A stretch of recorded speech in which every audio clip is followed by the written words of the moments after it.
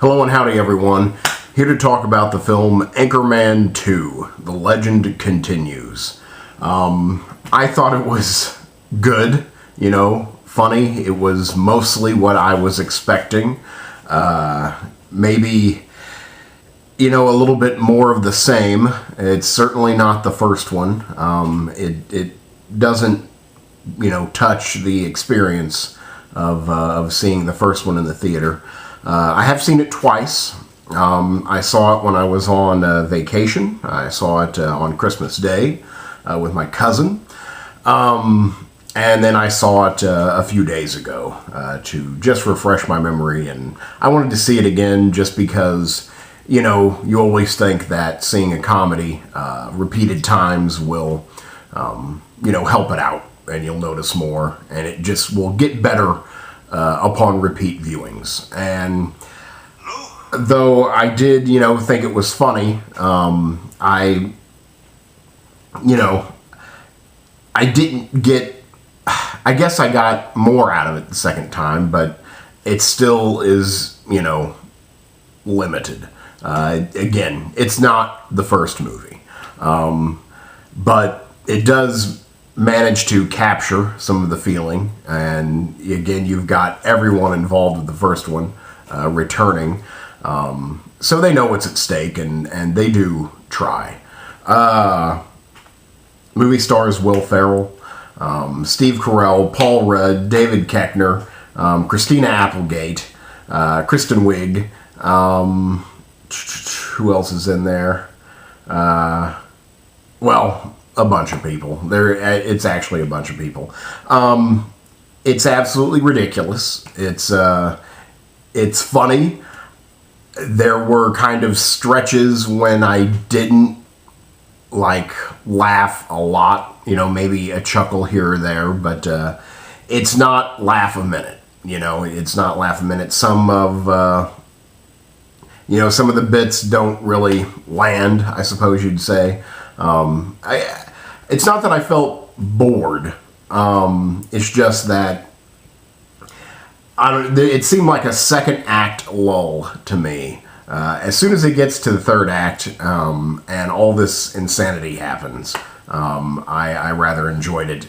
I don't want to spoil anything, but Ron has a drastic change in his life. Something traumatic happens to him, and he goes off to live in seclusion.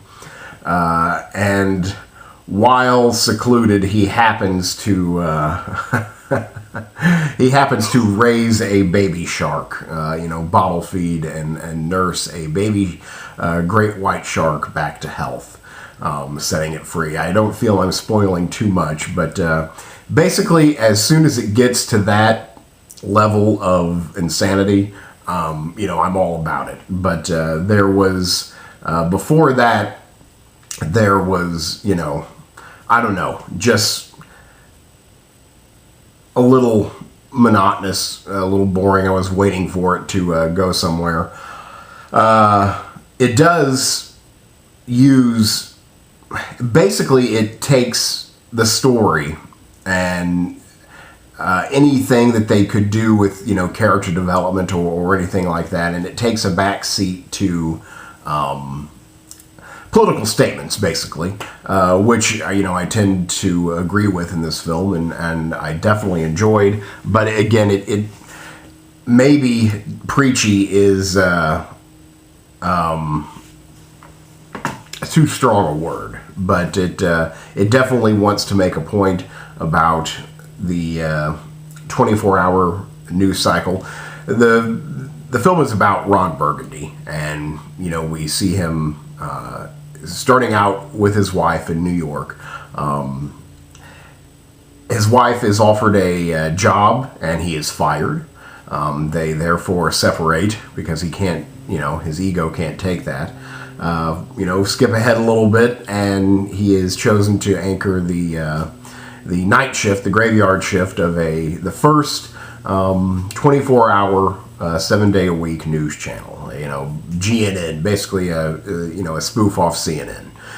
So they use that to skewer, modern society and media and the 24-hour news cycle, and is it actually news? So they do take their time in drilling that point home, and I appreciate that, definitely. I think there's a good audience that could stand to be force-fed this message. So again, I kind of supported it. It just, again, like there's a romantic story with Steve Carell and Kristen Wiig, which is funny. It just doesn't seem to go anywhere. I mean, it has its conclusions, it has its arc. It just doesn't. It just kind of feels tacked on a little bit. And the other characters, Paul Rudd and David Koechner's characters, are pretty much left for first act laughs. We get to see inside their lives in the first part of the film, but then in the second part it becomes about the team and adjusting to this new work, and again dealing with the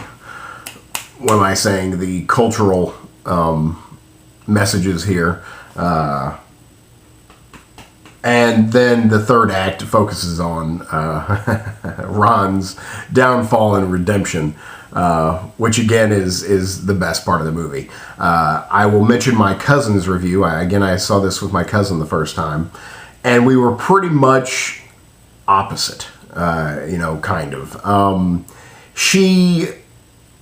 I thought the film was okay, funny, good, okay, until the third act, when it became insane. Whatever ridiculous, crazy idea they had, they threw it at the wall, and they put it in the third act. It's absolutely insane, just ridiculous.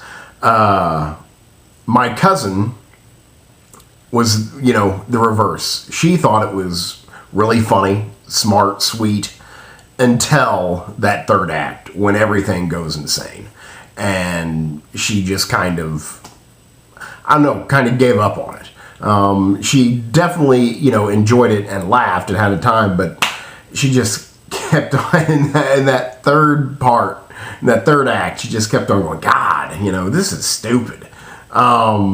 So I was loving it, so we were kind of mixed, on that.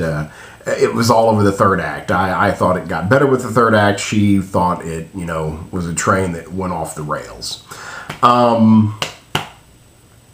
I think I'm going to go ahead and give it a 7. I feel part of me wants to give it a 6. I definitely don't feel it's necessary to see on the big screen. I mean, you can wait until home video. Comedies often play better at home. It was funny. It was funny. Definitely made me forget my troubles. So, it was successful, in that regard. Adam McKay, he directed it, as he did the first Anchorman. He's kind of Will Ferrell's, comedic partner, comedic twin. They also co-wrote the film together. Judd Apatow produced it. He does not make a cameo in this one, as he did in the first one. Maybe he just thinks he's too recognizable now. Baxter the dog is back, and once again kind of steals the show. What else can I talk about?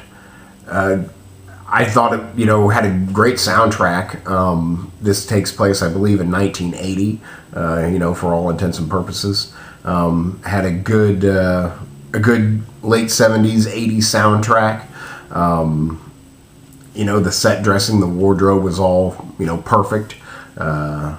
So, again, technically, very, solid.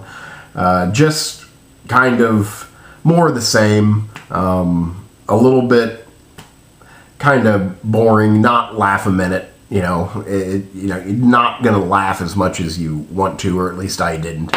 But still, I enjoy spending time with the characters. I think they're hilarious. I certainly wouldn't mind another Anchorman, in 10 years. If they want to do, one every 10 years and make it, from 1970 to 1980 and the next one be in 1990, then so be it. I think it would be pretty good. I know I would be there. I'd buy a ticket to Anchorman 3. So, again, it's not without its redeeming qualities. So yeah, I think I've pretty much said everything I need to say about it. Yeah, right. Okay, so that's Anchorman 2. I'll give it a 7. But part of me wants to give it a 6. I think maybe in time I'll just probably leave it off at a 7. But again, perhaps it's my own fault for having expectations, but my expectations were dashed, just a little bit. But I think I'll just go ahead and give it a 7. I would definitely recommend it to people just because it's ridiculous and needs to be seen, especially if you like comedies and if you're a fan of Will Ferrell, then you're gonna enjoy the picture. So yeah, I think solid 7 is fine. It's fair. 7 is fair. So that's Anchorman 2. The legend continues. Thanks much.